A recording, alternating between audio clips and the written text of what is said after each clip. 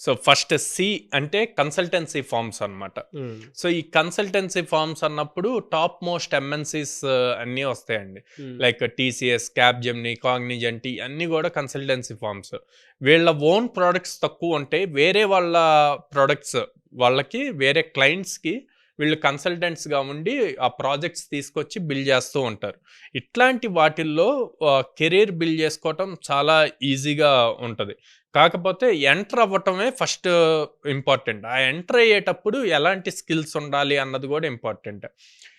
ఆ కంపెనీ స్పెసిఫిక్గా ఈ consultancy companies A type of projects మీద ఎక్కువగా వర్క్ చేస్తున్నాయి అన్నది మనం గూగుల్ నుంచి అట్లాగే ఇన్ఫర్మేషన్ తీసుకోవచ్చు. హ్మ్. ఆ తీసుకున్న ఇన్ఫర్మేషన్ బేస్ చేసుకొని కొంత రీసెర్చ్ చేసి, ఫర్ సపోజ్ బ్యాంకింగ్ డొమైన్స్ ఉంటుందండి, ఈ కామర్స్ ప్లాట్ఫామ్స్ ఉంటాయి. సో ఇట్లాగా డొమైన్స్ బేస్ చేసుకొని ఆ డొమైన్లో ఎలాంటి స్కిల్ కావాలి అన్నది రీసెర్చ్ చేసి గనక వాళ్ళు నేర్చుకుంటే ఈజీ అవుతుంది హ్మ్. కన్సల్టెన్సీ ఫార్మ్స్లో రావటానికి.